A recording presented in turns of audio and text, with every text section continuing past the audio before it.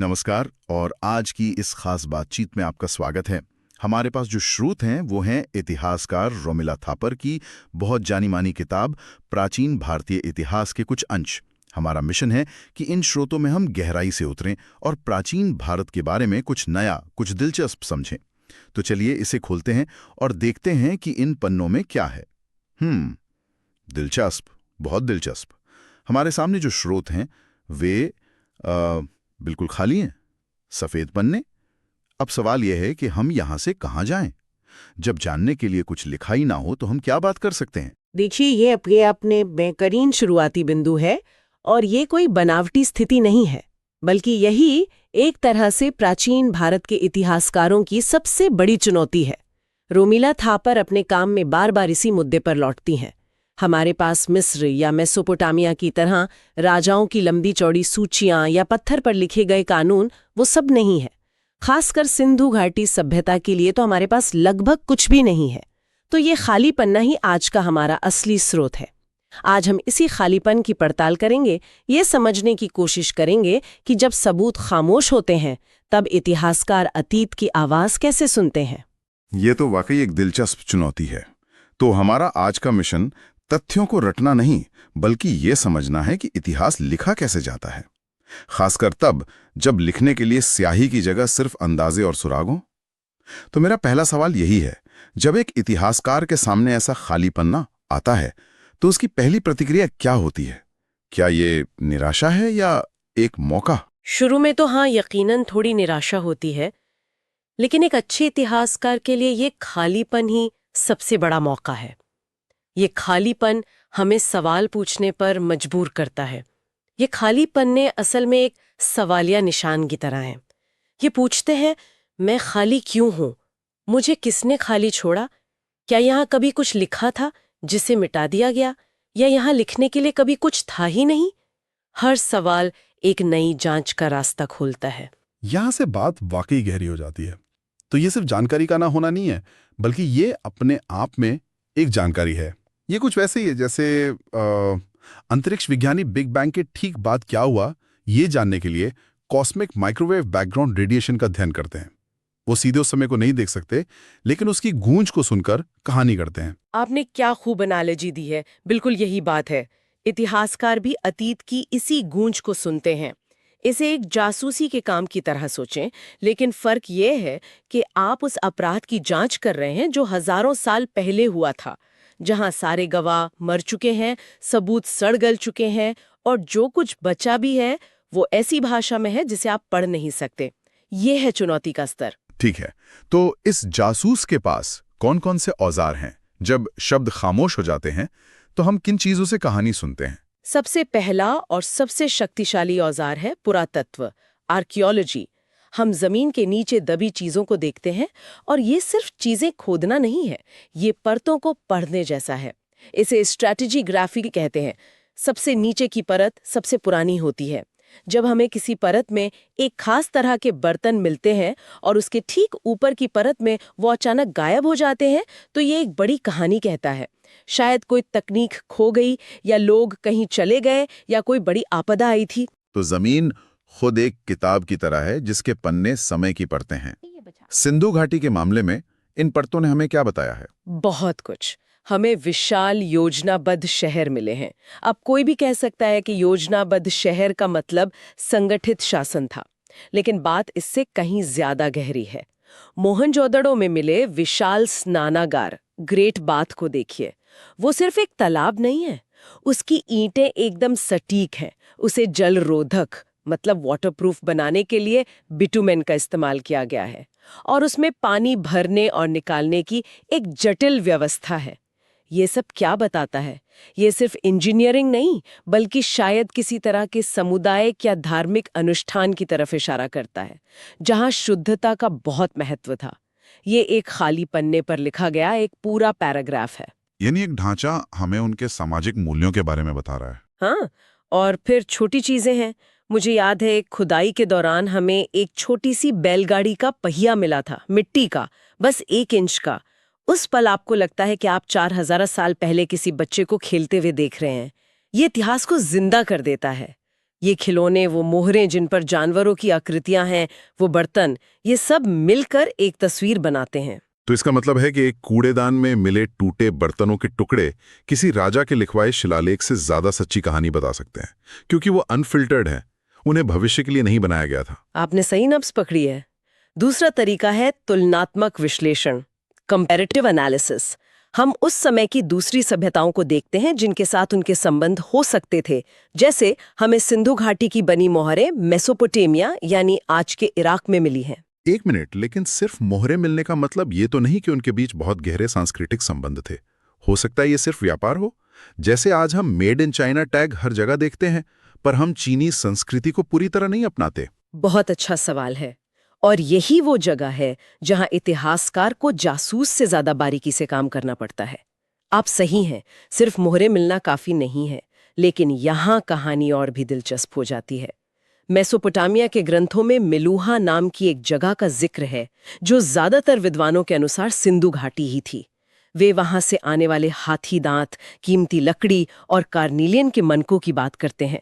तो हम एक खामोश सभ्यता के बारे में उनके व्यापारिक साथियों की आंखों से पढ़ रहे हैं। ये मेसोपोटामिया के दस्तावेज हमारे लिए एक तरह की रोजेटा स्टोन बन जाते हैं, जो सिर्फ व्यापार नहीं बल्कि सिंधु घाटी की प्रतिष्ठा और उनके उत्पादों की गुणवत्ता के बारे में भी बताते हैं। वाह, ये तो कमाल की बात है। तो हम एक तरह से किसी और की डायरी में अपने पुरखों के बारे में पढ़ रहे हैं। ये वाकई जानकारी का एक अहम टुकड़ा है। अच्छा, तो पुरातत्व और तुलना हमें क्या और कहाँ बताते हैं, लेकिन लोगों के विचार कैसे पता करें? क्या उनके विचारों के जीवाश्म मतलब फॉसिल्स उनकी भाषा में छिपे हो सकते हैं, भले ही हम उनकी लिपि न पढ़ पाएं? हाँ, और ये हमारा तीसरा औजार है, भाषा विज्ञान, लिंग्विस्टिक्स। ये एक बहुत ही आकर्षक क्षेत्र है। हम भाषाओं के विकास और उनके शब्दों के फैलाव का अध्ययन करते हैं। सिंधु घाटी की लिपि तो हम पढ़ नहीं पाए, लेकिन बाद के समय में भारत में दो मुख्य भाषा परिवार मिलते हैं, उत्तर में इंडो आर्यन और दक्षिण में द्रविड़। कई भाषाविदों का मानना है कि शायद सिंधु घाटी के लोग कोई शुरुआती द्रविड़ भाषा बोलते थे। इसका एक संकेत ये है कि ऋग्वेद, जो सबसे पुराना इंडो आर्यन ग्रंथ है, उसमें कुछ ऐसे शब्द हैं जो इंडो आर्यन भाषा परिवार के नहीं लगते। वे शायद उस क्षेत्र की पुरानी भाषाओं से लिए गए हैं। तो ये एक भाषाई खुदाई की तरह है, जहां आप बाद की भाषा में पहले की भाषा के अवशेष खोज रहे हैं। बिल्कुल, ये हमें लोगों के प्रवास, माइग्रेशन, उनके आपसी मेलजोल और विचारों के आदान प्रदान का अनुमान लगाने में मदद करता है, भले ही हमारे पास कोई लिखित रिकॉर्ड न हो। ये सब मिलकर एक धुंधली सी तस्वीर बनाते हैं, जिसे हम लगातार साफ करने की कोशिश करते रहते हैं। लेकिन ये सब सुनने में बहुत हद तक व्याख्या और अनुमान पर आधारित लगता है ना? पुरातत्व, तुलना, भाषा, ये सब हमें संकेत देते हैं, पक्के तथ्य नहीं। तो क्या इतिहास सिर्फ सबूतों पर आधारित एक अच्छी कहानी नहीं बन जाता? तो क्या इसका मतलब यह है कि इतिहास में कुछ भी निश्चित नहीं है? क्या सब कुछ सिर्फ एक राय है? ये सबसे जरूरी सवाल है, और ये इतिहास की प्रकृति के केंद्र में है। इतिहास कभी भी गणित की तरह 2+2 4 नहीं होता। ये सबूतों की व्याख्या, इंटरप्रिटेशन पर आधारित है। लेकिन ये मनगढ़ंत कहानी नहीं है। हर व्याख्या को सबूतों के दायरे में रहकर ही तर्कसंगत होना पड़ता है। आप ये नहीं कह सकते कि सिंधु घाटी के लोग हवाई जहाज उड़ाते थे क्योंकि हमारे पास इसका कोई सबूत नहीं है। आपकी व्याख्या पुरातात्विक खोजों, तुलनात्मक विश्लेषण और अन्य उपलब्ध डेटा के साथ मेल खानी चाहिए। इसका कोई ठोस उदाहरण दे सकते हैं जहां हमारी समझ नए सबूतों के साथ पूरी तरह बदल गई हो? जरूर, और ये भारतीय इतिहास की सबसे बड़ी बहसों में से एक है। कई दशकों तक ये आर्य आक्रमण सिद्धांत, आर्यन इन्वेजन थ्योरी, बहुत प्रचलित था। इसके अनुसार बाहर से आए आर्यों ने सिंधु घाटी सभ्यता पर आक्रमण किया और उसे नष्ट कर दिया। यह व्याख्या कुछ साहित्यिक स्रोतों और मोहनजोदड़ो में मिले कुछ कंकालों पर आधारित थी। हाँ, मैंने इसके बारे में पढ़ा है। ये काफी समय तक स्कूलों में भी पढ़ाया जाता था। सही कहा। लेकिन फिर नई खोजें हुई। सबसे पहले ज्यादातर कंकालों पर चोट के निशान नहीं थे। फिर पेलियोक्लाइमेटोलॉजी यानी प्राचीन जलवायु के अध्ययन से पता चला कि उस दौर में मानसून बहुत कमजोर हो गया था और बड़े पैमाने पर सूखा पड़ा था। घग्गर हकरा नदी, जिसे कई लोग प्राचीन सरस्वती नदी मानते हैं, सूखने लगी थी, जिसके किनारे कई हड़प्पा शहर बसे थे। और हाल ही में हरियाणा के राखीगढ़ी में मिले कंकालों के डीएनए विश्लेषण से पता चला कि वहां के लोगों का मध्य एशिया के लोगों से कोई सीधा आनुवंशिक संबंध नहीं था। तो इन सारे नए सुरागों ने पुरानी कहानी को पूरी तरह से बदल दिया। हाँ, अब ज्यादातर इतिहासकार और रोमला थापर भी इसी मत की हैं। ये मानते हैं कि इस महान सभ्यता का पतन किसी एक आक्रमण से नहीं, बल्कि कई कारणों से धीरे धीरे हुआ, जिसमें जलवायु परिवर्तन और नदियों का सूखना सबसे बड़ी वजह थी। लोग बड़े शहर छोड़कर छोटे गांव की तरफ चले गए। तो देखिए कैसे विज्ञान की नई तकनीकों ने इतिहास के एक खाली पन्ने को एक नई कहानी से भर दिया। तो इसका मतलब है कि इतिहास कोई पत्थर पर लिखी इबारत नहीं है। ये एक बहती हुई नदी की तरह है, जो नए स्रोतों और नई व्याख्याओं से अपना रास्ता बदलती रहती है। ये एक सतत संवाद है। आपने बिल्कुल सही समझा। इतिहास एक सतत संवाद है, अतीत और वर्तमान के बीच और इतिहासकारों के आपस में भी। ये हमेशा विकसित होता रहता है और यही बात इसे इतना रोमांचक बनाती है। हम कभी भी ये दावा नहीं कर सकते कि हम सब कुछ जानते हैं। हमेशा एक और खाली पन्ना होता है जो खोजे जाने का इंतजार कर रहा होता है। तो आज की ये बातचीत इन खाली पन्नों से शुरू हुई और हमें इतिहास लिखने की पूरी प्रक्रिया तक ले आई। हमने सीखा कि इतिहास सिर्फ ये याद रखना नहीं है कि क्या हुआ था, बल्कि ये समझने की कला और विज्ञान है कि हम जो जानते हैं वो कैसे जानते हैं। ये जासूसी का काम है, पहेलियां सुलझाना है और अलग-अलग सुरागों को जोड़कर एक तार्किक कहानी बनाना है। और कभी-कभी जो नहीं कहा गया है वो कही गई बातों से ज्यादा महत्वपूर्ण हो सकता है। बिल्कुल। इसीलिए स्रोतों को हमेशा एक आलोचनात्मक नजर से देखना जरूरी है। जब कोई ऐतिहासिक दस्तावेज पढ़ें तो सिर्फ ये मत पूछिए कि स्रोत क्या बता रहा है, ये भी पूछिए कि वो क्या छिपा रहा है या क्या बताना भूल गया। क्या वो किसी राजा के आदेश पर लिखा गया है तो जाहिर है कि उसमें राजा की आलोचना नहीं होगी। क्या वो किसी एक समुदाय ने लिखा है तो हो सकता है कि उसमें दूसरे समुदायों का जिक्र ही ना हो या उन्हें गलत तरीके से दिखाया गया हो। असली कहानी अक्सर उन्हीं खाली जगहों, उन्हीं खामोशियों में छिपी होती है। और जैसा कि हम हमेशा करते हैं, हम श्रोताओं के लिए एक सवाल के साथ इस बातचीत को समाप्त करना चाहेंगे।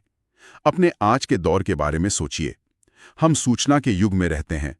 हर पल करोड़ों तस्वीरें, वीडियो, टेक्स्ट मैसेज बन रहे हैं। हमारा डिजिटल रिकॉर्ड शायद इतिहास में किसी भी युग से ज्यादा है। इतनी सारी जानकारी के बावजूद क्या लगता है भविष्य के इतिहासकारों के लिए आज के समय के खाली पन्ने क्या होंगे? ऐसी कौन सी कहानियां या अनुभव हैं जिन्हें हम इस डिजिटल शोर में दर्ज करना भूल रहे हैं?